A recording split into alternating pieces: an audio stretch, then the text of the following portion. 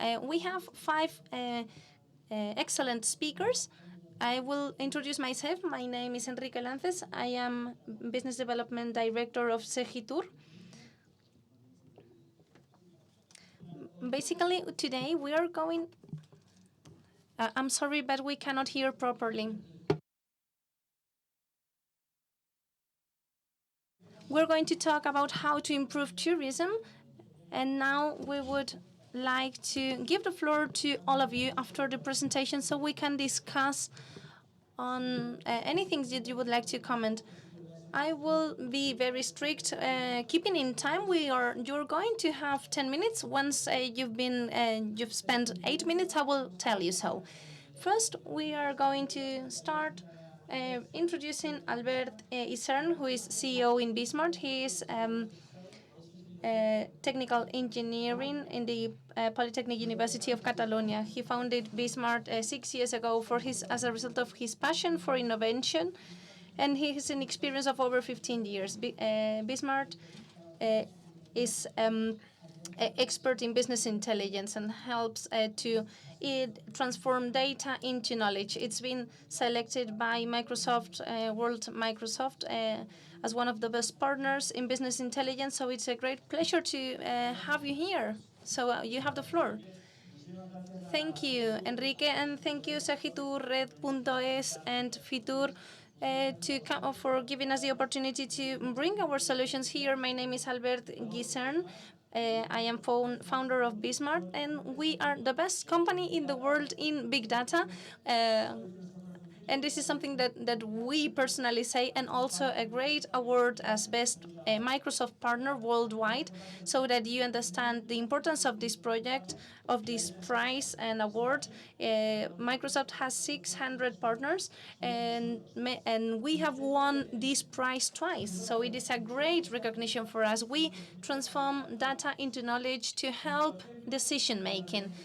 Our example in tourism was to analyze what happened in Barcelona at the most critical moment, which is the Mercè, which is the festivity of the city. More than 300 events take place in the city, with many citizens and visitors walk around the city and leave a lot of complex data, which we analyze. There are transactions with credit cards, mobility about citizens, data from planned events, from public transport. And what do we do with all this data? We are going to watch it now. Barcelona is an old city. It was founded by Romans more than 20 centuries ago. We are really proud of our traditions, our innovation. The City Protocol Society is a worldwide initiative to provide open standards to manage the transformation of cities. Barcelona employs more than 40,000 people, offering services from social, cultural, maintenance of the city, and so on. To drive all of these services in an efficient way, you need information. Big data offers the opportunity to improve quality of life and to improve also the development of economical activities. La Mercè is a festival of festivals. In 5 days, we have 2 million people interacting in the city. Around the city festival, the citizens are producing a lot of data. We use all the Microsoft Big Data tools. We use HD Insight services to capture, manage, and process all this complex information. We use SQL Server in order to transform data into insights. With Microsoft Cloud OS Vision, we had found the opportunity to move from data processing to data services. Using social network information and mobile apps, you know more precisely the needs of the citizens. When we detect some pattern that we have analyzed in this festival, the City Council can provide the best services to the citizens. Well, now we're going to see one of the products resulting from this fabulous project with a smart destination app. Imagine there is a person visiting Barcelona which have been the best holidays in your life, and in 3 clicks you will be able to have to plan your budget, your passions, and in an intelligent way we will suggest you a route which is totally planned together with in line with your passions, and all the prices that are related, price of the tickets, the queues, interesting points, etc. So we can model the touristic offer, so we can adapt to our client and our destination to provide the best experience in their lives. And it's not only this, we can also capture a real feedback. What are the routes that they have truly done? What are their opinions about this touristic destination? We are able to capture all this information. We're going to see one example of how we capture all this information. Through this mobile phone, we are going to see what is the real route that they have done. If the person has stopped by to have a beer or have a paella, then we will have this information in an anonymous way. We will see the movement. Each of these colors represent one different mobile device. We have the tracking of the whole movement. It's not only about mobility, but also in terms of social media. We are able to capture real feedback. We have tourists enjoying a concert. We capture a feeling analysis tool. We capture the fact that people are happy. When it's 3 in the morning, people are really exhausted and want to reach home as soon as possible. If there are not enough buses, people start to complain in social media, and we are able to react. So we have an active listening to social media. In this sense, we send more buses to this specific bus station so people get happier and get back home faster. How can we see this through this spectrum? The video you've just watched, it's not Star Wars. It is just the graphic tool of how we can analyze the tweets. We see a constellation of the whole tweets and the relations among them. We analyze their content, what people are talking about, and we may see that 80% of the people are talking about football. Then we take this into account. We analyze all this information, which provides a great value. We're going to have more valuable information. We analyze, we talked about mobility, social media, and then the economic behavior. What categories of shops people spend more money in? What are the tastes and preferences and type of consumption? We analyze all this information. We get to an agreement with a BBVA, a bank in Spain, so we can analyze the credit card information in an anonymous way. We analyze all this information.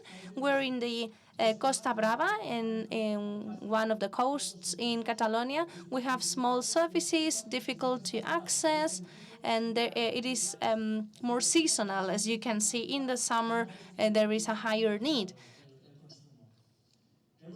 Then we see a pyramid of the age of people. We have younger people spending less money. Then you may have the information saying that older people spend more. And then there is another very interesting issue. We see consumption by Germans, by British, Russians, etc., and our main consumers are from Venezuela. How can this be? But these were data. This is not only a noise, this may be data, but once we click, we see that these people from Venezuela had bought their tickets for holidays in Europe. And this makes sense. They come here and they come to have holidays with their relatives living here, even though they come from Venezuela. They have lower taxes because they buy things here instead of buying them in Venezuela. So this analysis makes sense. And this final one may be more funny, maybe funnier. Is there any British here in the room? Here we see that British spend money in shops, restaurants, everything. Then we see the Dutch spending more in supermarkets. And this has an explanation. They have a culture of going holidays and camping. Russians spend in everything. And then you can imagine the Costa Brava and the British people. with football T-shirts and drinking beer and making noise and reading newspapers. And what they spend? They spend nothing. So the whole marketing campaign should be for all the people who spend more money and not the rest. So all this whole suite of products has been offered or presented together with Segittur as a star project, as a tourism destination in Las Palmas de Gran Canaria, including all this information for this destination. We try to adapt this offer to their target, to their needs, and promote the economy locally. This perfect project, which was presented some weeks ago in a quite a notorious way, includes all the analysis of all the spectrum, social media, economic activity, and mobility as well. So I think this is it. This is my time. So thank you for your attention. I am at your disposal to solve any questions you may have.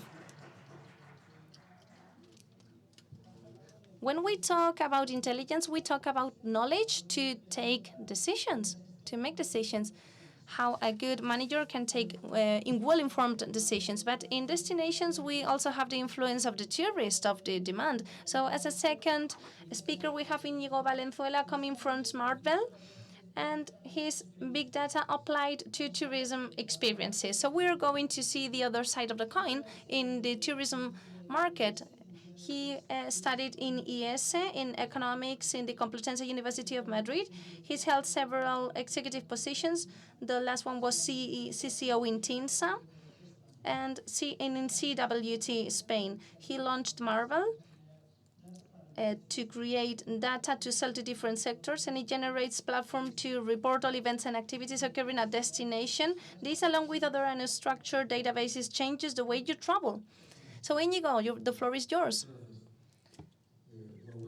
Hello, good afternoon. First, thank you, Segittur, for this opportunity, and thank you for being here and listening to our presentations. As Enrique has said, I come from working as a freelance for a long time in the tourism sector. And at a given point, I thought about a question that was unsolved and which caused us quite of a headache, which was telling what is happening in the city to a tourist. When I was a director at a company, there was a General Assembly of the UN, and there was a great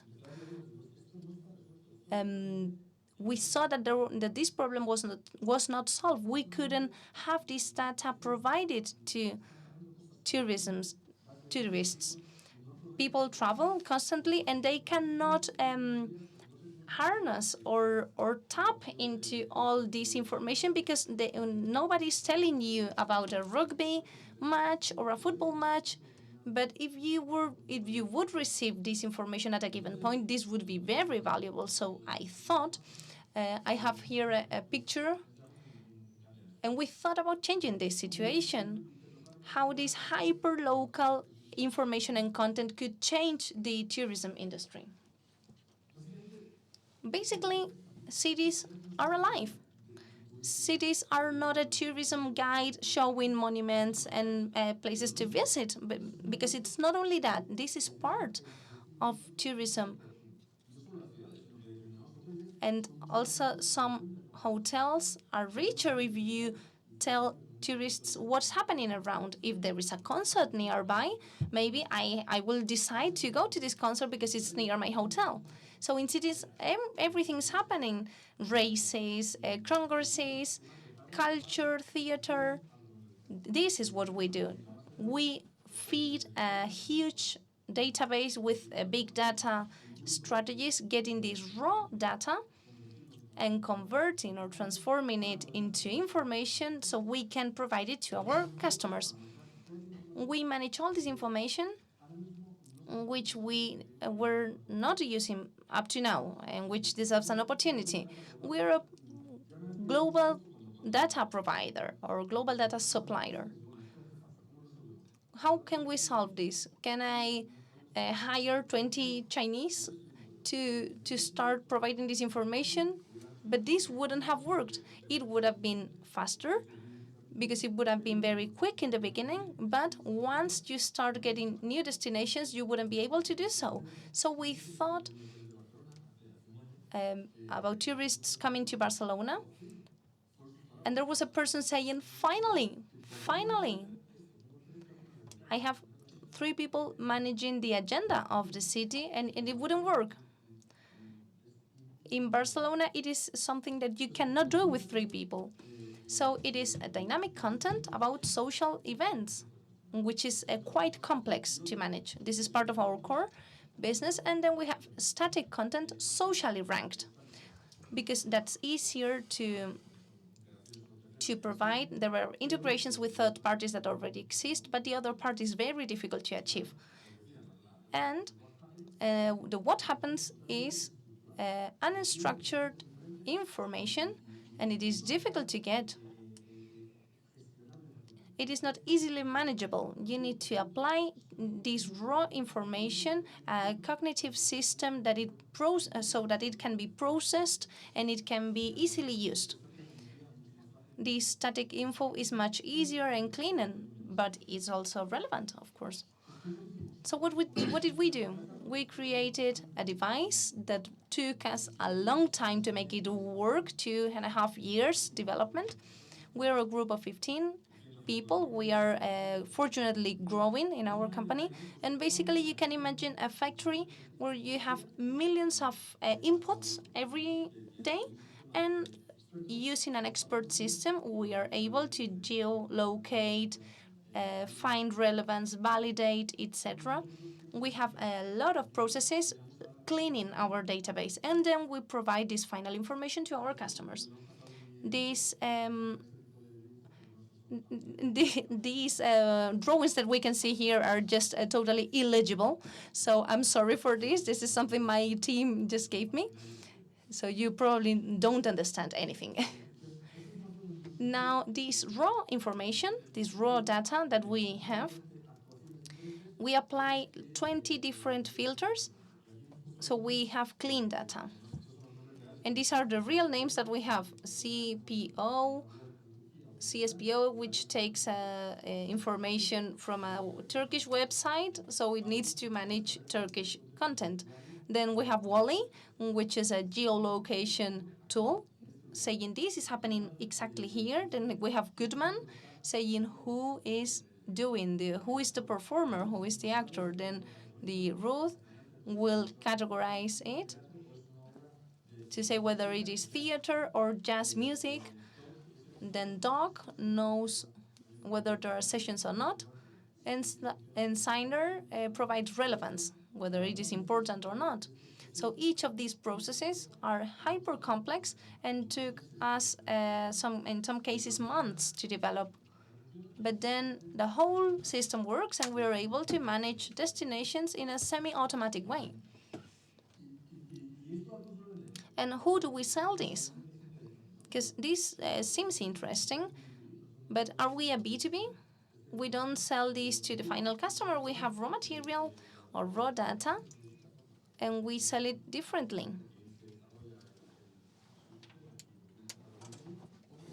We may have web components helping our customers to get this service. And what are our services? The key sector is, of course, the tourism industry. This is the most important one for us because this is the one we provide an added value. But there are other sectors where we are also relevant, and we just found them in our way. For instance, connected cabs. We may have a company saying, look, I would like to have this to insert it in the GPS of the cars. So you may have this GPS in Audi. This connected cars industry is very relevant. And this is a different level, an additional level that we are able to solve right now.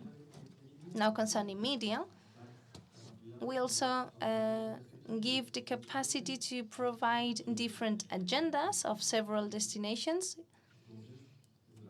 and promotions, and we charge it as an SaaS. Now we're around these figures. We have more than 3 million events daily that are being processed. An event is an information that we receive from a website, which we need to know what it exactly is. It goes through this whole machine, which is more than 1 day time, and then it is brought to the final data. There are more than 300 monitorized signals, and we hope to get to 3,000 million events processed daily. This is our expected growth. And this was part of our target. It is a global project since minute one, of course. This is applicable to Madrid and Barcelona and Istanbul and any city. This is done in English, of course, so you can take all this natural growth. I have prepared this, but we have no Wi-Fi. I wanted to provide you some customer case, which are Derby hotels, so you would see how they use this application for their customers. We cannot watch it, but I will explain you. We have a Russian customer getting into the urban website. They come from Moscow, and then he's seeing in Russian what to plan in Madrid. And then you may have a map, and around his place, he will see the offers or places or jazz music, conference, whatever, in the places he's going to be or nearby. And from that point, this generates an opportunity for the hotel. It enriches or adds value to those services, and they have a lot of information. A Russian visitor is coming and is going to do this, and that. So this is a lot of information. This helps in the inspirational phase when I'm preparing my travel or trip, and once I'm at the hotel and I get the Wi-Fi. And so I think this is it. And so I have the whole city available to me. So I invite you to plan what to do in Berlin next week, because it is difficult. Where can you find that? There is a football match in Hamburg, but how can I get to that? So this is it. Thank you.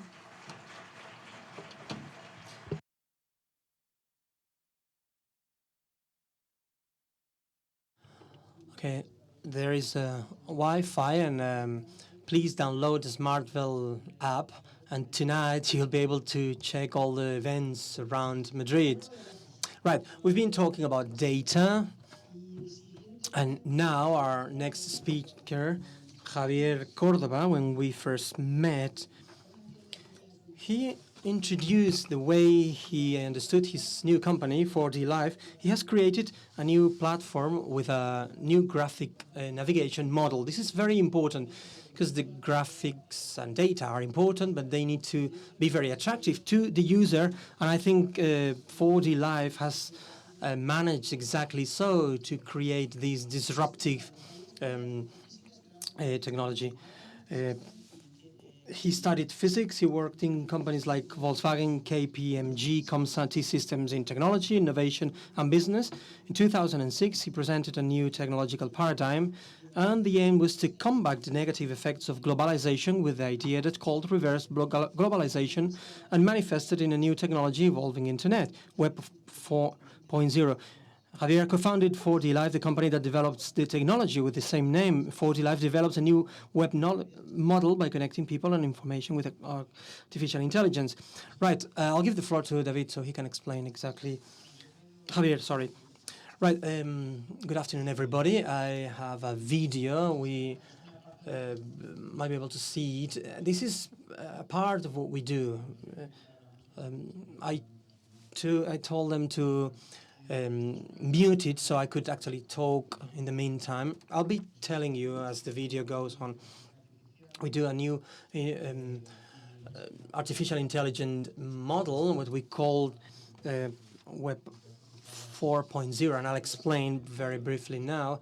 What we do is to connect everything, social, companies, and so on, and we create intelligent markets, new models of social networks, and also new models of technology applied to companies to understand a company in terms of artificial intelligence. All these is a new paradigm. We have a new way of representing things, which is the visible idea of 4D life. We represent things with spheres, and you'll be able to see, okay, this is what we do in companies: organize, analyze, mine information, data mining, to discover what a company does, and basically make every worker in a company unique, so they can have a unique experience. And that's the main goal. We connect the companies with the world outside with a technology that we call.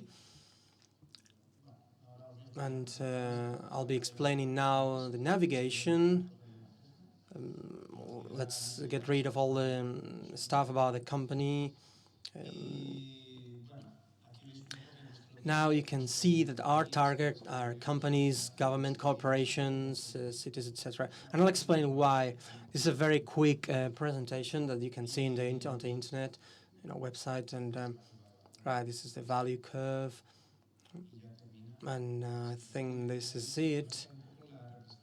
You'll be able to see now the representation of 4D life, how we present information.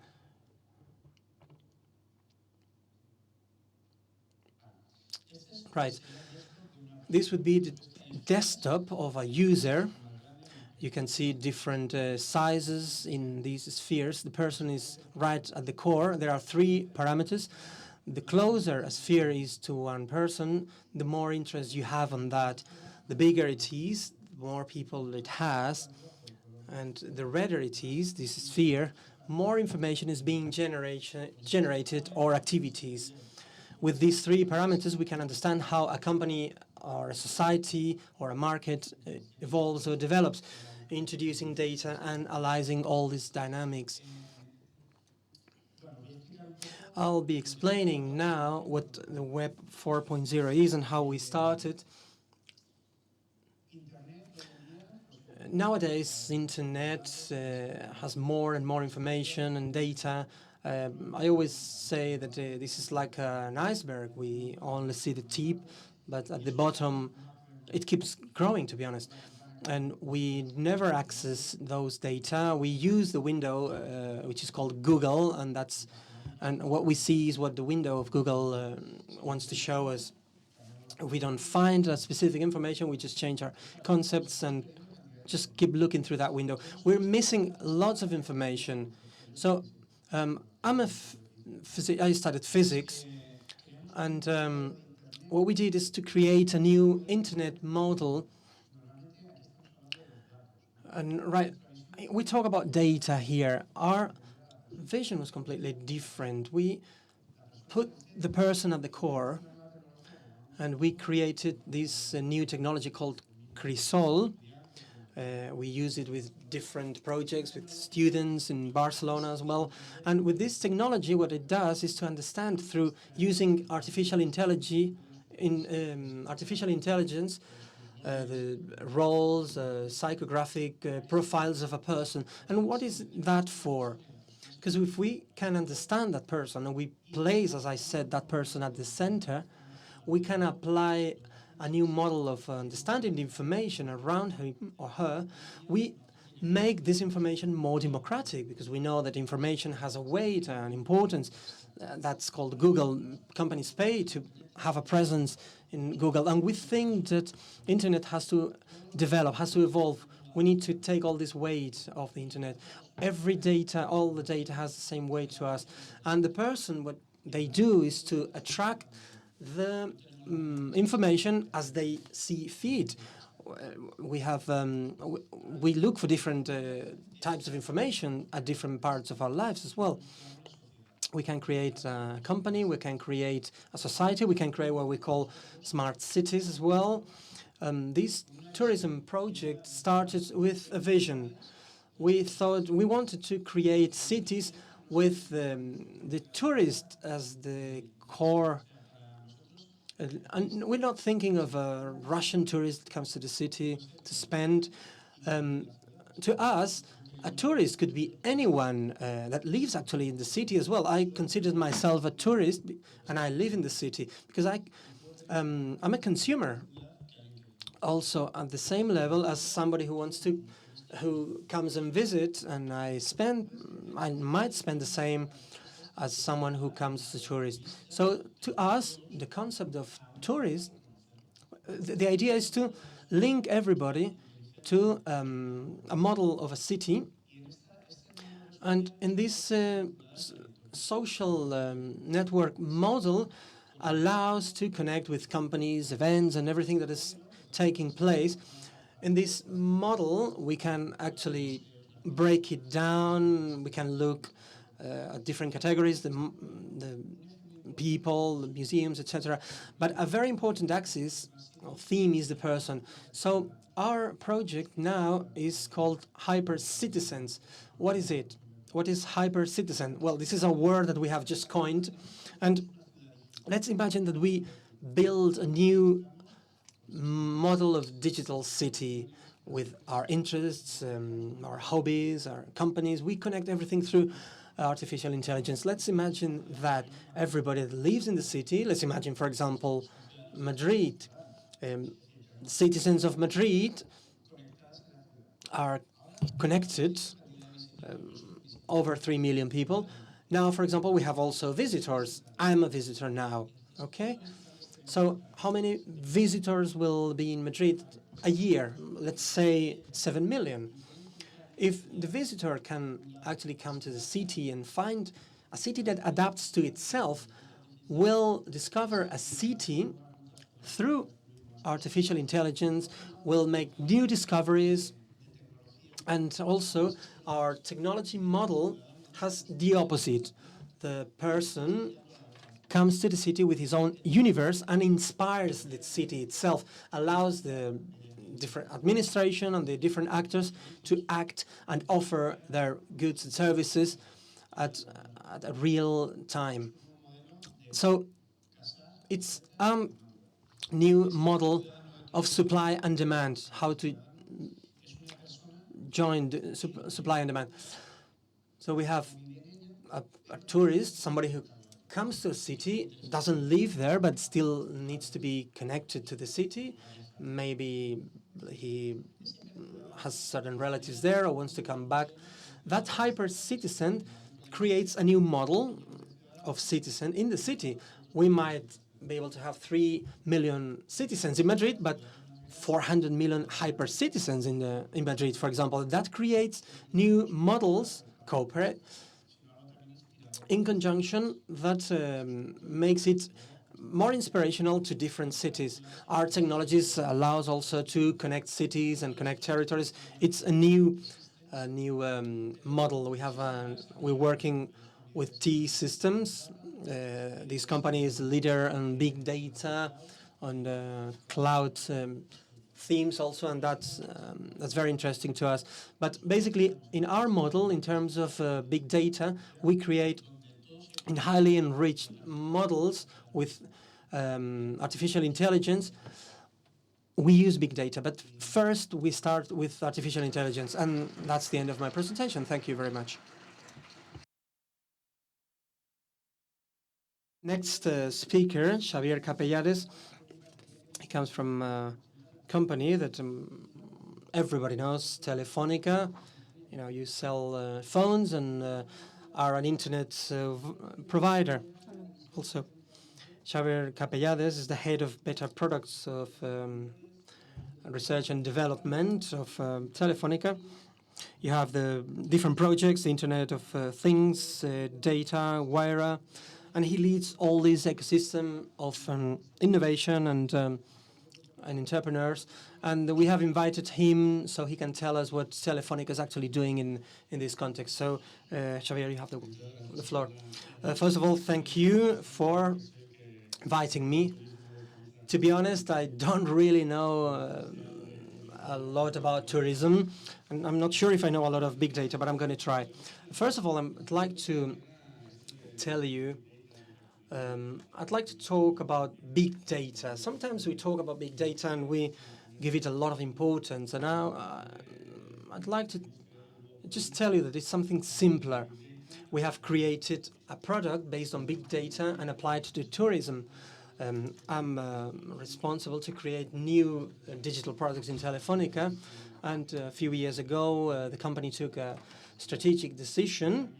There was a change in connectivity, as we all know, which is the main service of Telefonica, which is the mobile phone, ADSL, internet, TV, etc., all these products.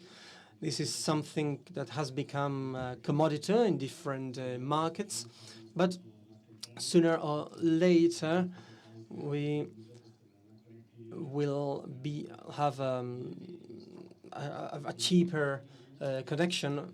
This product, this commodity, will be cheaper actually. So we understood that we need to give new digital services to compete to Google, Facebook, Amazon, etc. And we created this our own innovation model. So we act as a platform, entrepreneurship platform within the company. What we do is 3 or 4 years times a year. What we do is we organize an innovation call, and anyone from the company can put in a proposal, an innovation proposal, and if that makes sense, actually we invest on that proposal, and that person becomes like a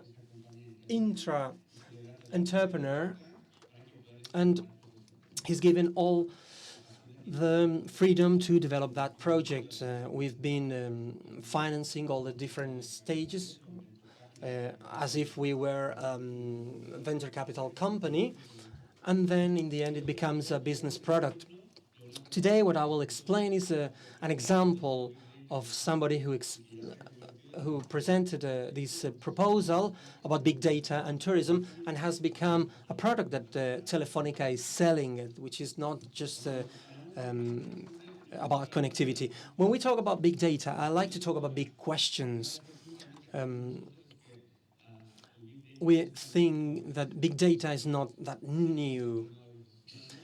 We've always taken decisions based on data. On the other hand, the data today is more complex, that's right.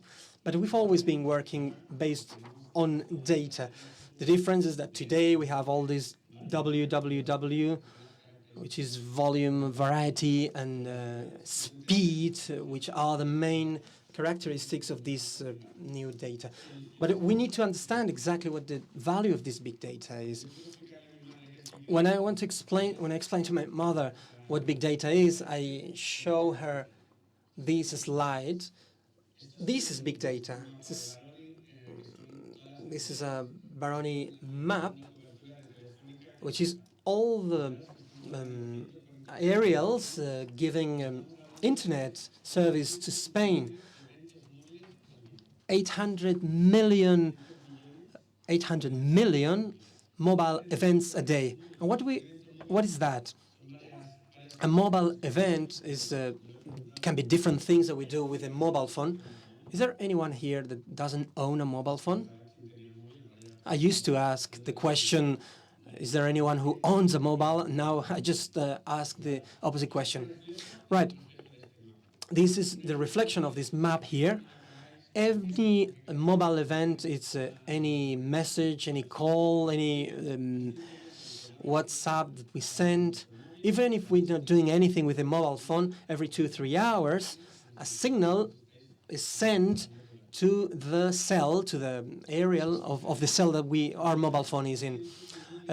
There are also 200 million of roaming events a day. That is people connecting their mobile phone to the Telefonica network. Anything that we do when we go abroad, France or any other country, we connect to the local operator in that moment. That's roaming. What does it mean? If we think what is the value of this data, we started to realize that we can take examples like the ones shown here in the slide. This is, you can see here that the clock is... Okay, this is the different cruise liners arriving in the port of Barcelona. The lights represent the people arriving in the city and moving around the city of Barcelona. What do you think is the most visited place in Barcelona? Camp Nou, Sagrada Familia, the Ramblas, the port, exactly. 30% of this show didn't move from the port. These people never moved from there. So it's actually the City Hall of Barcelona is very interested in moving these people around the city. But also anyone interested in tourism, those managing the Sagrada Familia, the Nou Camp, or different museums, etc. We realized that the roaming has a value because it shows us what the roaming pattern is. A further step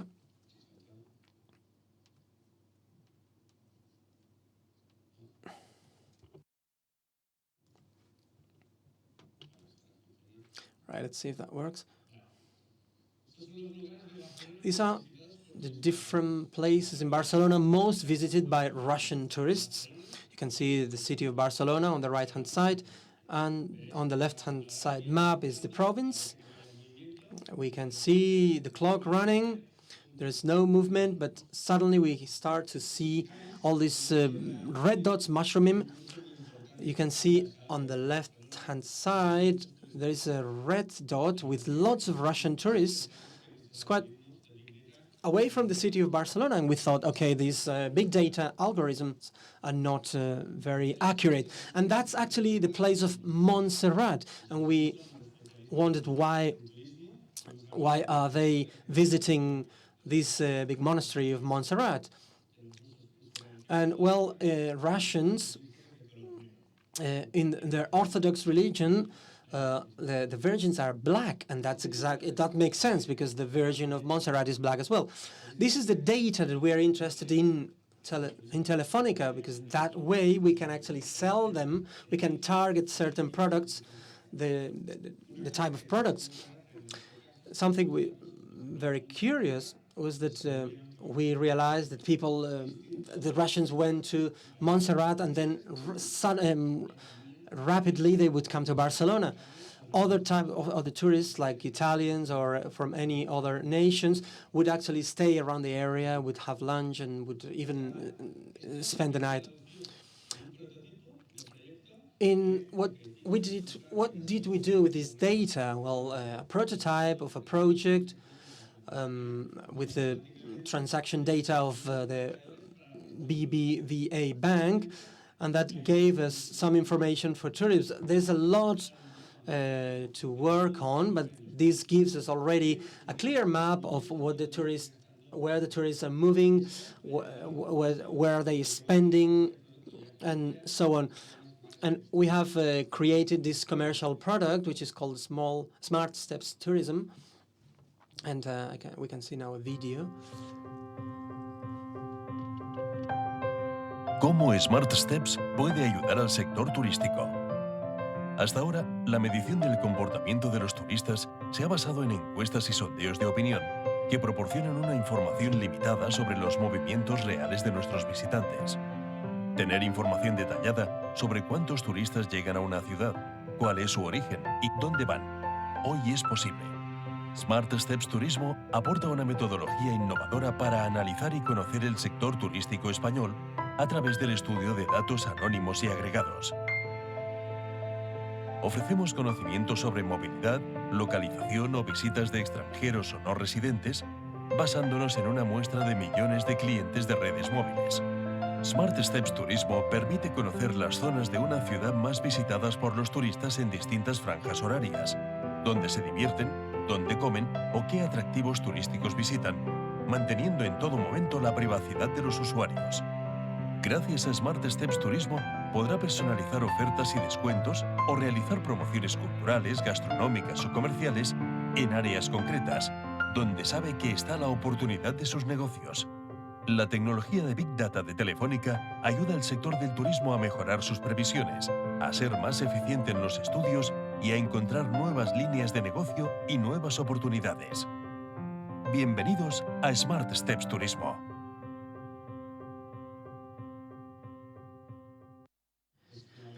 But as you've seen, we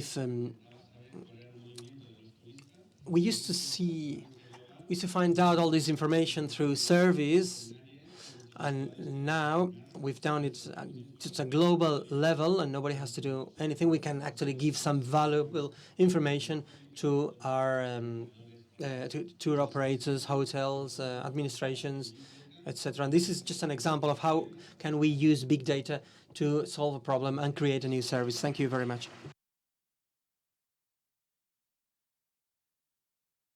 Thank you, Xavi. Finally, we have a very special speaker, because in his company, he is the founder of KNOWDLE. So, in his company, he deals with the main themes of FICOD, and he will explain to us. Could you explain what is the bio-inspired company? You can explain. Okay, before getting into this company, I can tell you that I had a double life. I used to work in artificial intelligence and in the academic context, and on the other hand, I used to work on the internet.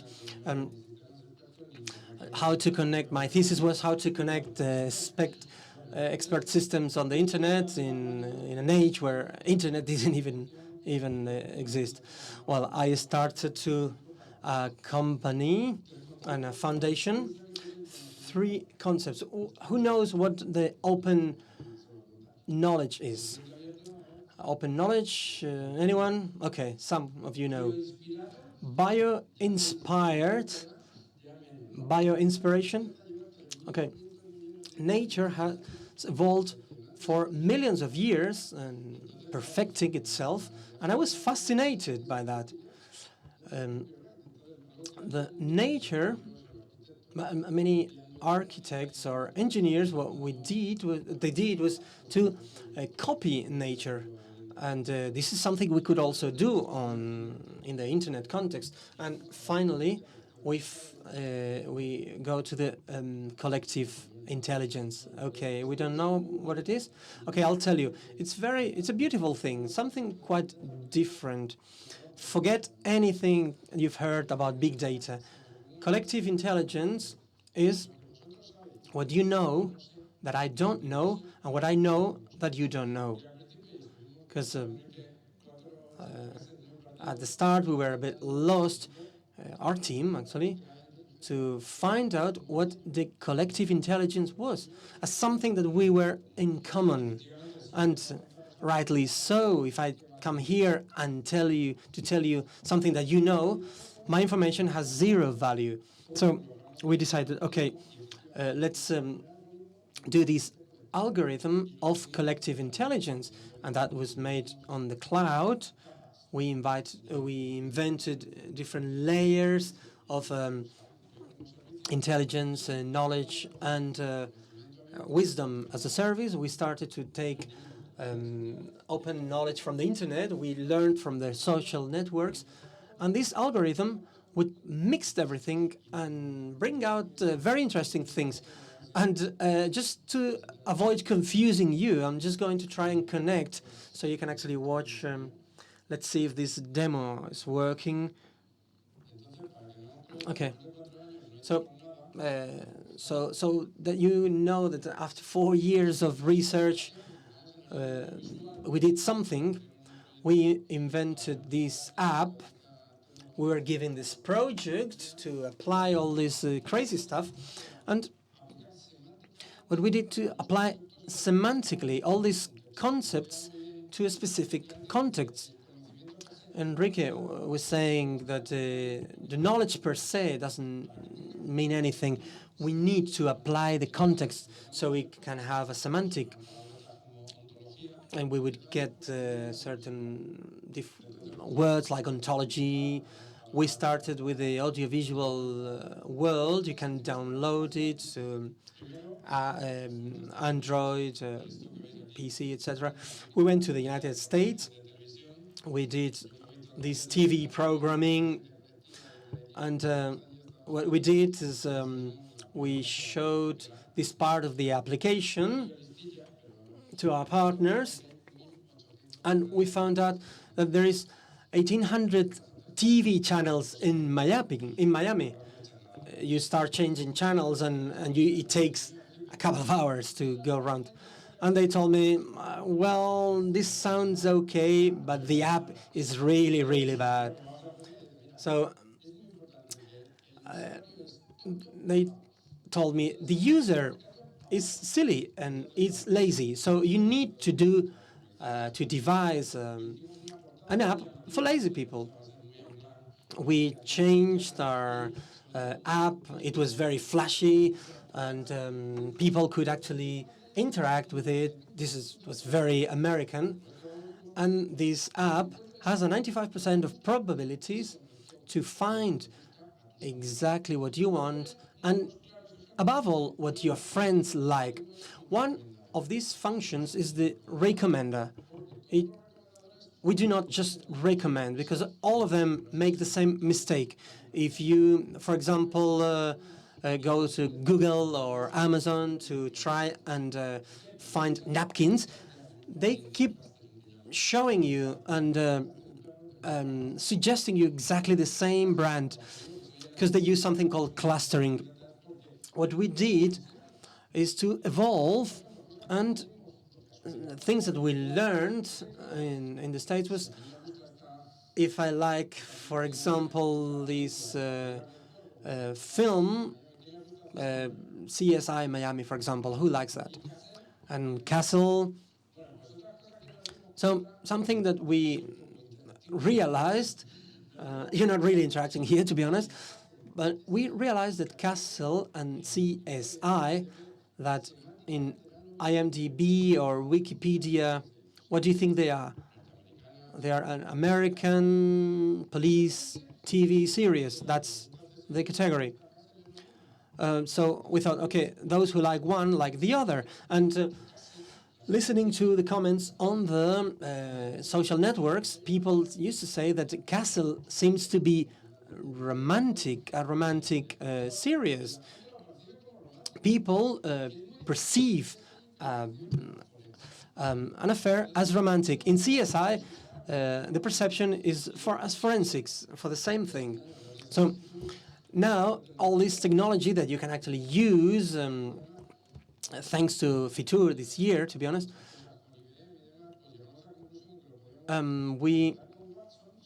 we thought, okay, we can actually connect it to the supercomputer of IBM, Watson, and our knowledge about audiovisual stuff led us to,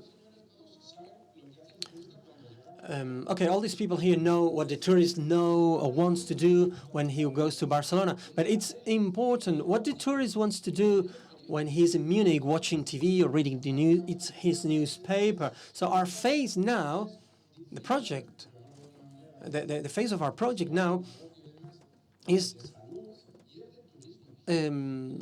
looking at these themes, health and tourism.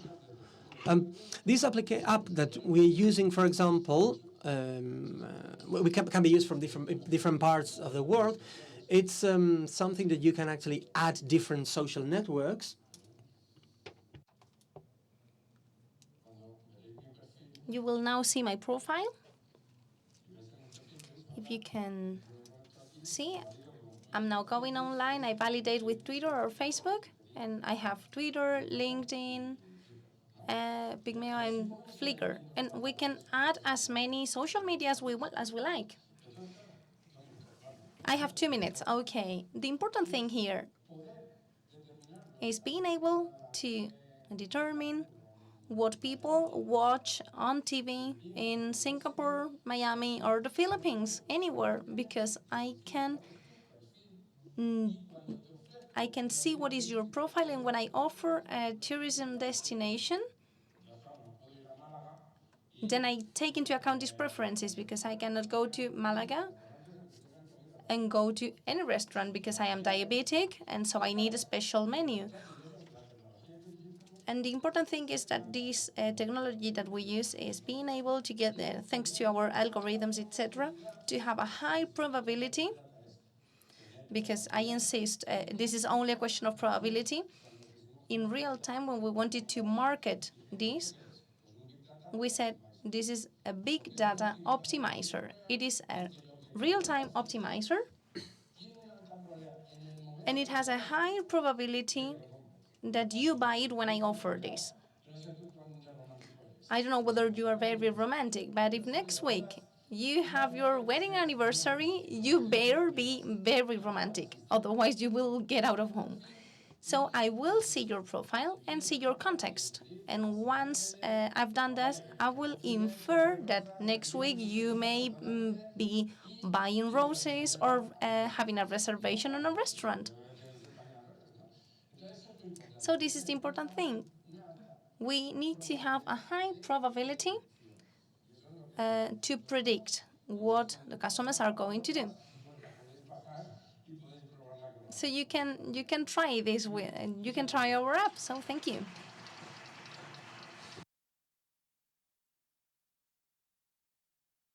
First of all, I would like to thank these 5 excellent speakers. As we are sticking on time, we will now use 10 minutes for questions.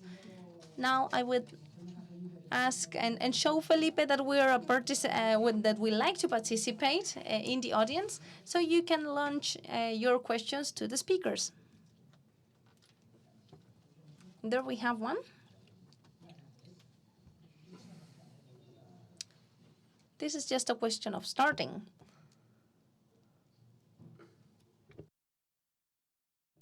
Thank you. This has been very interesting.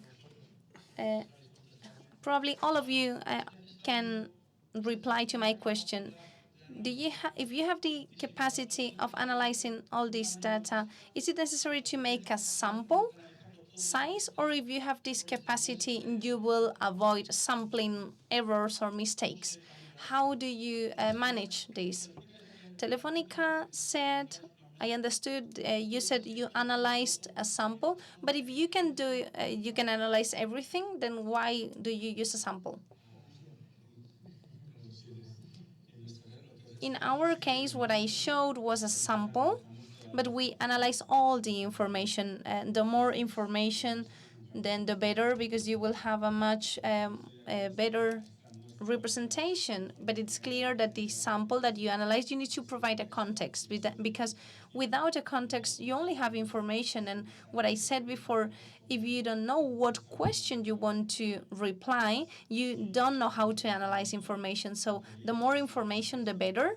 But without context and without knowing the question you want to answer, you will never reach the correct answer. So that is why we recruit more anthropologists, psychologists, and data engineers, so we can interpret data and not only analyze them from the mathematical point of view.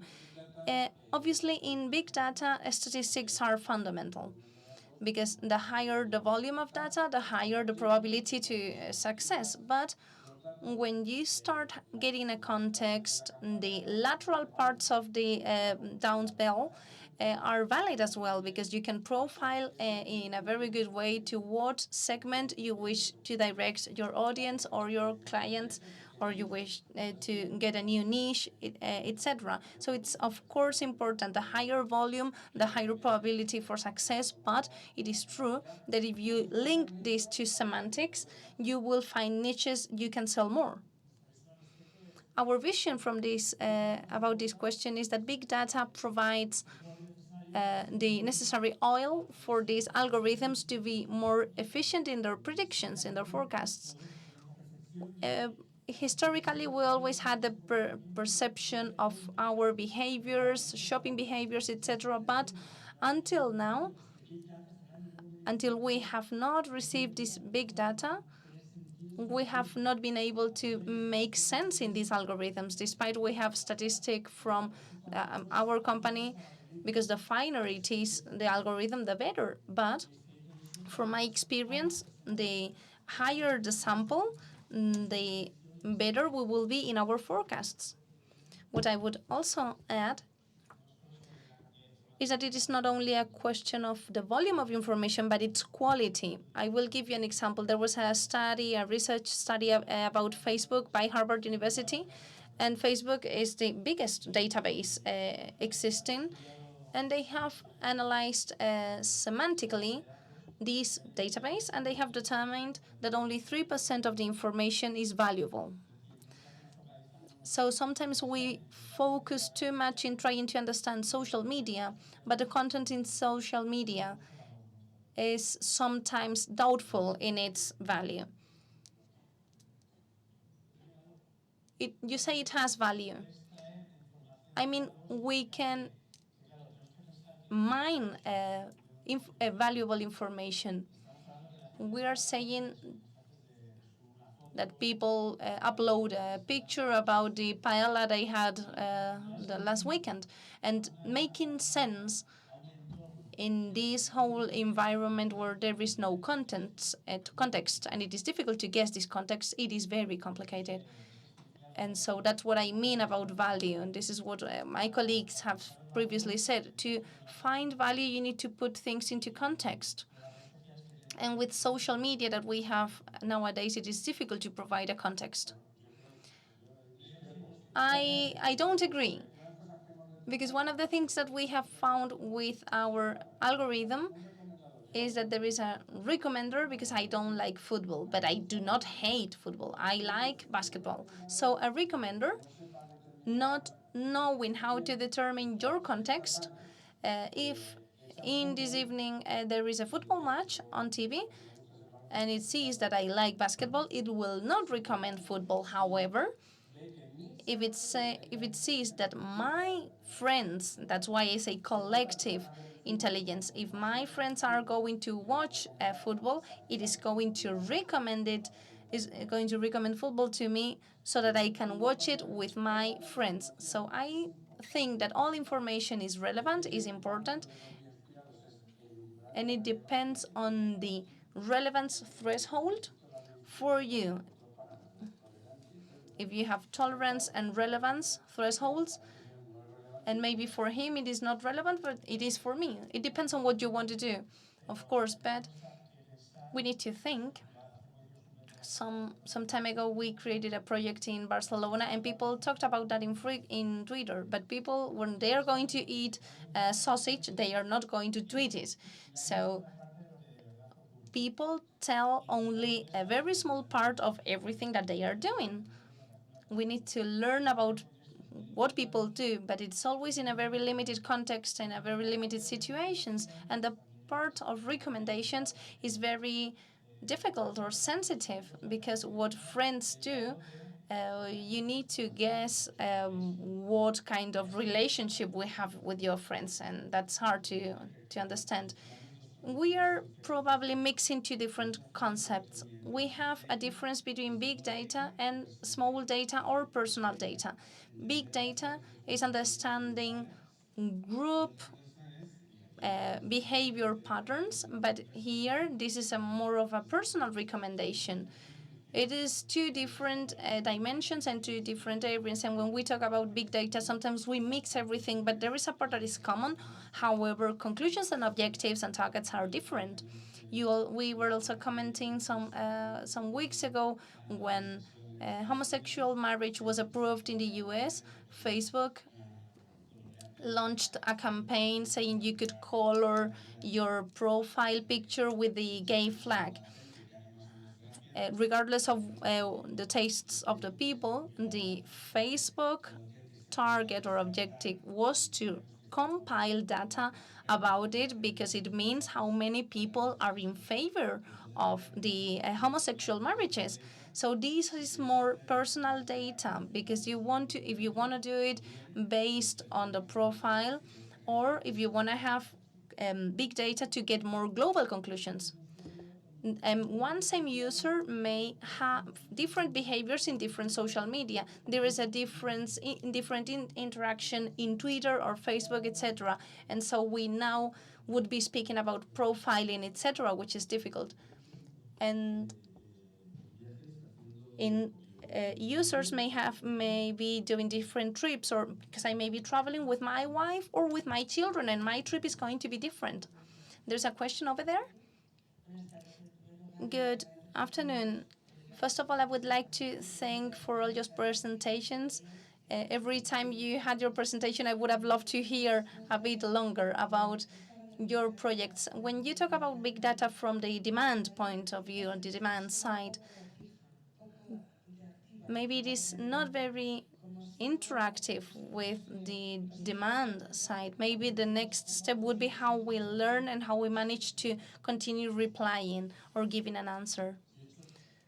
Yes, in fact, we come from a vision, more an examining or an analyzing experience, because we have all this experience and it helps us to view the future, have a forecasting stage now. We have raw data, now we have intelligence, and now this intelligence leads to an action. This is a new step. This is the new challenge for big data, which is converting this data into an intelligent action. Our solutions try to have this machine learning from all this huge amount of information, from these behavioral patterns, so they can all be adapted to the demand of the consumers and to act even. IBM, as Watson has said, is a cognitive system which is not only having a great capacity for processing, but it's also learning. And there is a real case by IBM in the US where there was a hospital, and Watson said the doctors how to make a surgical operation, taking into account all the parameters. They said what the decisions were better in real time. What I was saying very briefly is that we started in a knowledge as service, which is what Watson is doing, is learning and acquiring knowledge. And then in the level of intelligence as service, as Albert said, here we start to identify trends. And this is the point where we will connect it with Watson, because it is not only learning from knowledge, it is inferring new knowledge with higher probability. And we have not started yet, but the third point or step would be wisdom, to be able to have a higher probability to create different scenarios where we can infer very probably what is going to happen to you, and you take the final decision. One of the problems of big data is that there's a lot of data, but the intelligence question that may come afterwards is forecasting things that are sometimes unexpected. There is a case, I don't know whether you've heard of it. There was a big data model in London, and it was determined that when there were 5 degrees, there was a huge increase in hamburger consumption. So this system led to understand or to help the logistics of hamburgers in the city. And it is a challenge for big data to be able to predict and forecast things that may not have a relation and you would never think of. And then from that, you will get wisdom and knowledge. It is difficult because here we all have Facebook, right? We all use Facebook, but I'm not a very intensive user in Facebook. So Facebook knows quite little about me because I don't use it much. So any system using Facebook to recommend me things is going to fail, because you normally will have several social media.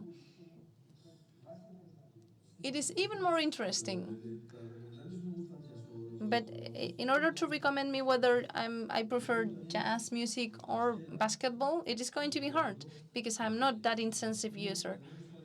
So when we have all this information to recommend you what you do in Berlin, now you have a challenge of planning a 3-day plan because you want to get a segmented or clusters for the customer to do it by himself, because Facebook doesn't provide us enough preciseness or precision. So we think it is easier to find a way to get clusters in groups in an easy way and in a very friendly way. In our experience, we found tons of information in Twitter. There is a huge difference in comparison to the rest of the social media, and despite despite the perspective is that Twitter is only for youngsters, the research is saying that 80% of adult people are active users of social media. So this is a very interesting source of information. We can learn a lot from social media, as the Arenas case, 45 minutes before we could have information about this tragedy. So in collaboration with the security forces, this is precisely what we want to do. This is an active listening of social media so we can anticipate a crisis, for instance. We need to listen because it is one more source of information that we need to listen to so we can decipher and decode what kind of messages and contents are taking place in the social media that may affect our tourism destination or more specific information about a restaurant, for instance. Good afternoon. This is a question and also a concern. Javier, you made a comment when we have people from Harvard behind of us, and they say that 3% of information in Facebook is interesting. Then this is worrying. Then how do they know this is 3%? For whom is it valid information? For whom is it valuable information? Because for me it may be much more. So this capacity that we may all have, because I am more in line with the rest of the panelists, in the sense that information is valid depending on the moment you need it and when you are going to provide feedback to the person that is going to use it. So my behavior is different in Facebook if I am on holidays or if I am in a city traveling there because of work. And it is different my WhatsApp behavior in my relatives group or in my friends group.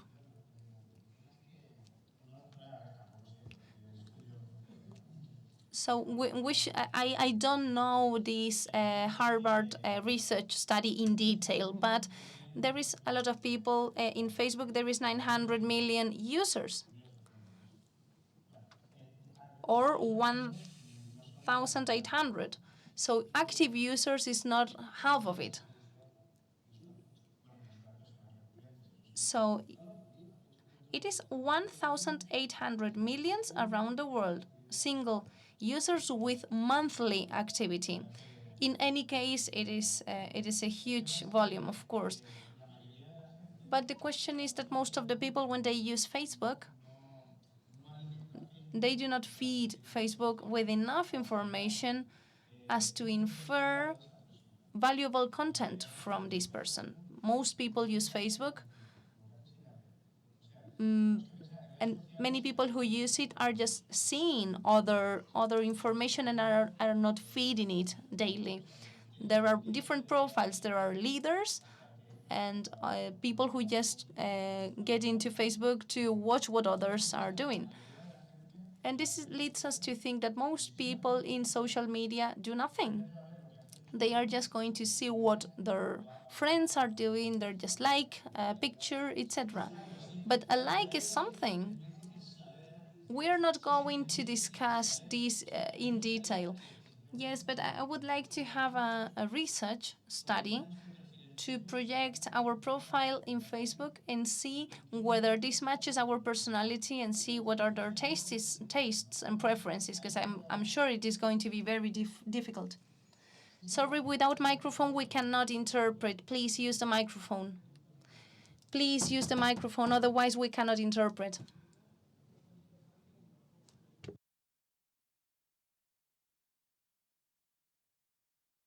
Two issues here. There are research studies where you have profiles with high probability, and then others saying that social media and mobile phones are just for young people.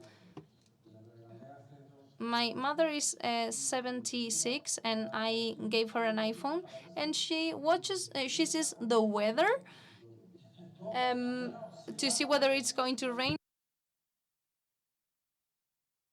To put the line or not, or to see at what time is the bus coming to the bus stop. So my mother is really great, because people use it for tiny little things that they are interested in. So she's learned a lot. She may be a case study. Your mother may be a case study, yes. Your presentations and proposals have been very interesting. I was especially interested in the one by Javier concerning the atomic concept of big data and getting the individual as issuer and receiver of all this data. But my question was for Albert, because it is curious that a company that has been awarded, it is hard to explain a product, but I don't understand what is the added value that your company, because it's been awarded with a prize. So in comparison with the rest of the companies of big data, what is the added value or the difference to make it an awarded company? I have explained several examples. The smart destination case is one of a kind in the world. It provides live routes. The touristic destinations are starting to publish static portals about destinations, or you have directories where you have offers about hotels or shows, etc. Here we are correlating all this live information of the city about traffic, public transport, social media, or interesting places, price of tickets, etc. We compile all this information, and we suggest a route in line with your passions, and so you already have the homework done to once you want to visit a city, and it is an added value in comparison to static routes, because they are starting to give publicity to them in their destinations. Excuse me, but without a microphone we cannot interpret. Please use the microphone.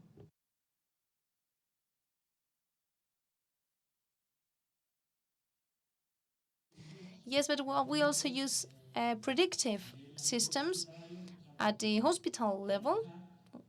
We analyze behavior patterns concerning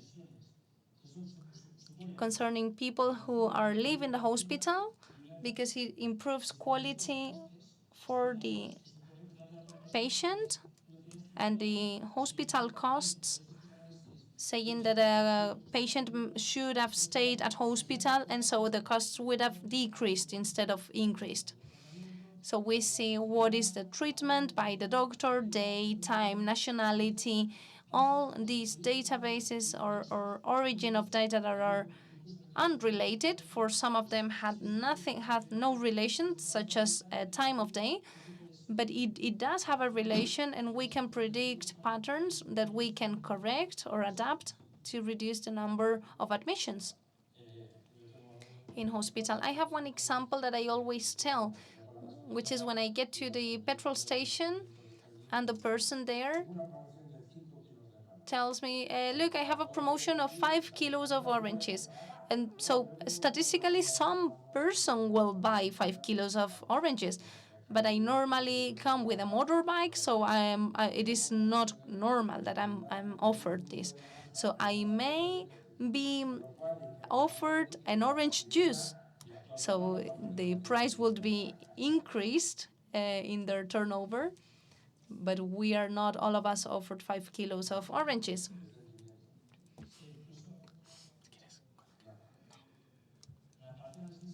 A part of feelings,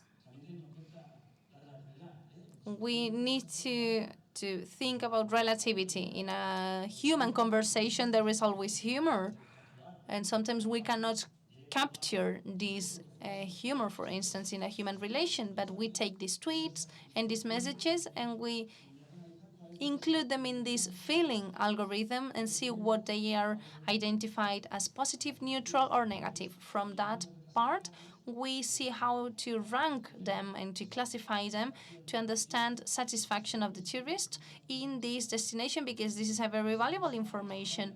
If they have been for weekend in the Canary Islands, this is neutral. But I've been in my best holidays ever in the Canary Islands, this is positive.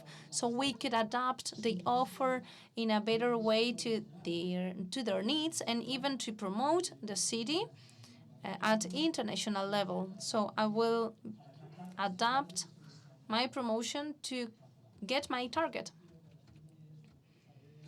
Javier, Felipe, and Javier, you may know more about this, but normally any human being has around 500 patterns, and among these 500 patterns, you may classify any person in the world.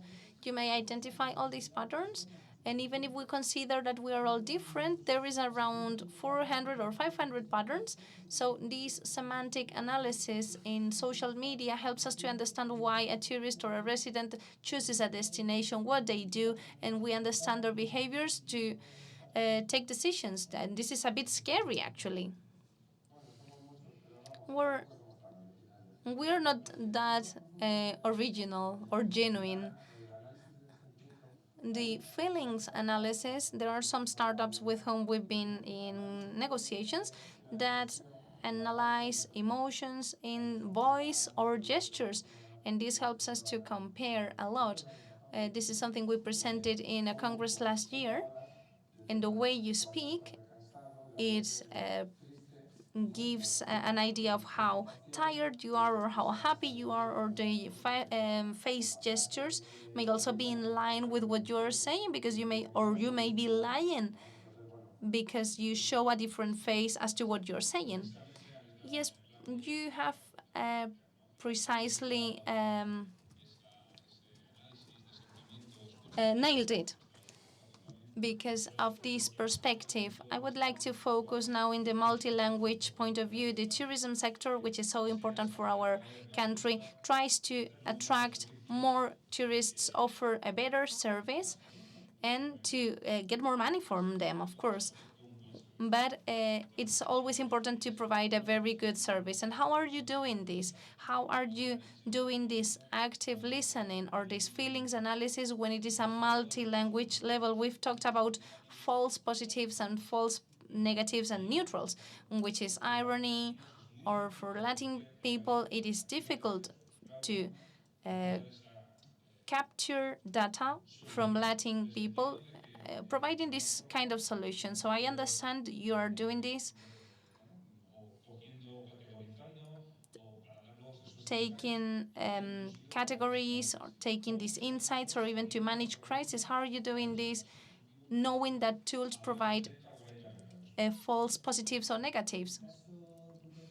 In the case of tourism, in the intelligence system, what we participate with Bismart and Telefonica, we included thesaurus, all the dictionaries we have about all categories, objects in all the different languages that we have. So we more or less know the main 22 languages in the official tourism portal, and we know the opportunities and what is most searched. So we use this engine, and it helps us to understand what are the search patterns. But it's true that irony or humor are concepts that robots are improving, but they are not yet at the personal level. But including these thesaurus, these dictionaries, we may understand what people are saying in different languages. The model also keeps learning. In the case of Angry Birds, for example, we have actually experienced that. In the case of the the human castles of this festival in Barcelona, to upload the castle and make it is something positive. So our algorithm was actually identifying it as something negative. So the algorithm keeps learning all the time. So there is a learning curve, so we can actually be improving the system. I would also add that we have learned recently something important.